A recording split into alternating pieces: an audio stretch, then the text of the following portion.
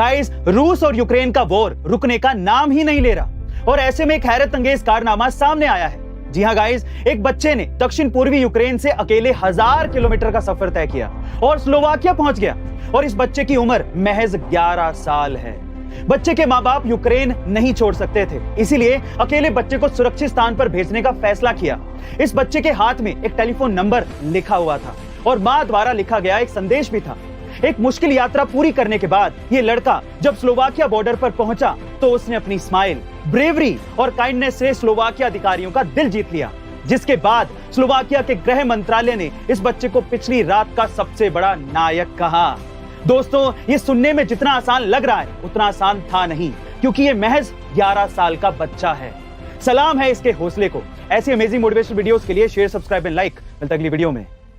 Guys, जब भी पतंजलि का नाम आता है तो हमारे मन में पहला ख्याल बाबा रामदेव का आता है, लेकिन आपको ये जानकर हैरानी होगी कि पतंजलि के मालिक बाबा रामदेव है ही नहीं। जी हाँ गाइस, आप ठीक सुन रहे हैं, क्योंकि पतंजलि के मालिक आचार्य बालकृष्ण जी हैं, जिनके पास कंपनी के 94% शेयर्स हैं।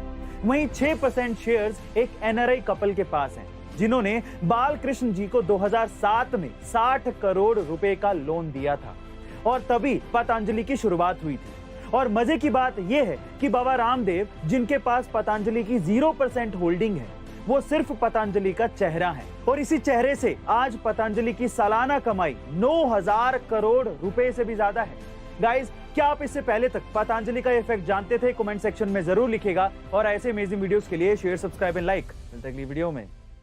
गाइस, आमतौर पर हम लोग ऐसे पासवर्ड्स इस्तेमाल करते हैं जिन्हें याद रखना हमारे लिए आसान हो, और यही हमारी सबसे बड़ी गलती भी है, क्योंकि आसानी से याद होने वाले पासवर्ड्स हैकर्स का काम आसान कर देते हैं। साइबर एक्सपर्ट्स का कहना है कि रूस और यूक्रेन के बीच जंग के कारण पूरी दुनिया में साइबर अटैक्स की संख्या में इजाफा हुआ है।